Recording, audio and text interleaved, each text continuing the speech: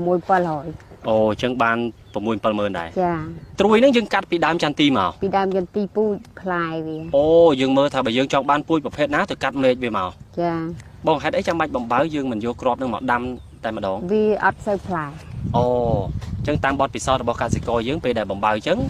vừa oi về play tràn cha plai lọ pu vi ở smart hay là đi chặt ở vi smart kia từ bên tàu màu tới pu đã tới sạch ដំណាំស្វាយចន្ទីមានចំនួនរាប់លានដើមនៅលើផ្ទៃដីកសិកម្មរបស់ប្រជាជនកម្ពុជាយើងហើយគឺបងប្អូនយើងដាំច្រើនមែនទែនស្ទើរតែគ្រប់ខេត្តក្រុងទៅហើយតំបន់ណាមានដីកសិកម្មតំបន់នោះគឺតែងតែមានដំណាំចន្ទីហើយមានទាំងស្វាយចន្ទីពណ៌លឿងនិងស្វាយចន្ទីពណ៌ក្រហមហើយបងប្អូនយើងមួយចំនួនទៀតយកសាច់របស់វាទៅច្នៃធ្វើជាផលិតផលសម្រាប់ផ្សេងៗឃើញតែដំណាំស្វាយចន្ទីនៅក្នុងចំការល្អរាប់ម៉ឺនដើមរាប់លានដើមបែបនេះបងប្អូនការដាំមិនមែនយកគ្រាប់ទៅដាំតែម្ដងទេបងប្អូនយើងប្រើប្រាស់នៅវិធីសាស្ត្រនៅក្នុងការបណ្ដុះកូនសិនទើបយកទៅដាំនៅក្នុងចំការបើតាមការពិតទៅវិធីសាស្ត្រងាយៗនៅក្នុងការដាំដំណាំស្វាយចន្ទីនេះណាគ្រាន់តែដាក់គ្រាប់នៅលើដីនេះវាដុះបាត់ទៅហើយក៏ប៉ុន្តែដើម្បីឲ្យបានផលល្អវាមានសុខភាពល្អផ្ដល់ផលមកបានច្រើនហើយលឿនរហ័សទាន់ចិត្តណាតតែបណ្ដុះទៅតាមបច្ចេកទេសកសិកម្មឲ្យបានត្រឹមត្រូវជាក់ស្ដែងមិនត្រឹមតែបណ្ដុះឲ្យបានត្រឹមត្រូវទេឥឡូវនេះឆ្នៃមកដល់វិធីសាស្ត្រនៅក្នុងការកាត់ដើមវាដើម្បីបំបៅ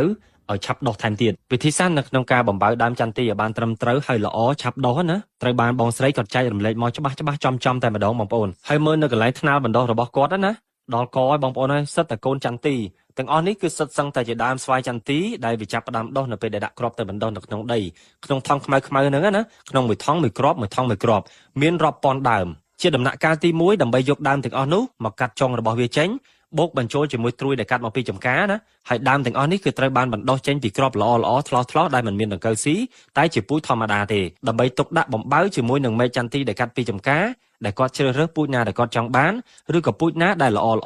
ដែលផ្ដល់ផលបានលឿនផ្លែធំគ្រាប់ធំហើយអាយុកាលរបស់វារស់នៅបានយូរសកម្មភាពដែលគាត់កំពុងតែតមេចន្ទីទៅនឹងដើមចន្ទីនេះបងប្អូនគឺជាប្រភេទពូជ M23 ប្រវែងដែលកាត់មកឲ្យខ្លីៗសមល្មមហើយសិតសឹងតែជាមែកល្អពេលដែលកាត់វាមកហើយយកវាមកទុកឲ្យស្អាតកុំឲ្យត្រូវកម្ដៅថ្ងៃខ្លាំងពេកទុកដើម្បីកាត់តបំបៅជាមួយនឹងដើមដែលមានស្រាប់ណានេះបងប្អូនដើមចន្ទីដែលបណ្ដុះរួចទាំងអស់នេះមានអាយុកាលចន្លោះពី15ទៅ30ថ្ងៃទេអាចយកមកកាត់វាដើម្បីបំបៅបានហើយកាត់វាចេញពាក់កណ្ដាលត្រួយនឹងទៅរួចហើយពុះវាពាក់កណ្ដាលមកចុះមកក្រោមអញ្ចឹងដូចតែគាត់បានធ្វើអញ្ចឹងណាបងប្អូនដើម្បីដាក់ដោតបញ្ចូលនៅមេឃដែលយើងបានសកវាប្រវែងដូចគ្នាហ្នឹងចិត្តវាឲ្យស្អាតដូចគ្នាមកសក់ចូលទៅរុំថងជាការស្រេចហើយការរុំថងបងប្អូនរុំធ្វើម៉េចឲ្យចិត្តនៅកន្លែងដែលយើងកាត់តវាហ្នឹងដើម្បីកុំឲ្យជ្រាបទឹកចូលព្រោះអីបើកាលណាជ្រាបទឹកចូលហើយកន្លែងដំណហ្នឹងធ្វើឲ្យវាខូចវាអត់ដោះទេគ្រាន់តែឃើញក៏ដឹងថាដោះដែរបងប្អូនហើយបើដើមកំពុងតែលូតលាស់ត្រូវបានកាត់ចេញពាក់កណ្ដាលទុកគល់ដែលកំពុងតែលូតលាស់ល្អហ្នឹងមកថែមជាមួយនឹងមែកដែលកំពុងតែលូតលាស់ល្អទៀត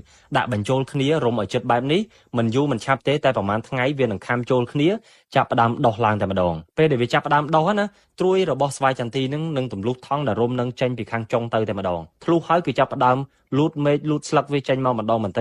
ចពីមួយថ្ងៃទៅមួយថ្ងៃរយៈពេលតែមួយអាទិត្យ10ថ្ងៃវាដោះហើយចន្លោះប្រហែលតែពី2ទៅ4ខែអាចយកទៅដាំនៅចំការបានហើយបងប្អូនយើងប្រកាសជាឆ្ងល់ហ៎និយាយទៅរឿងកាត់តដកដាំហើយចុះអត់និយាយរឿងស្រោចទឹកទេ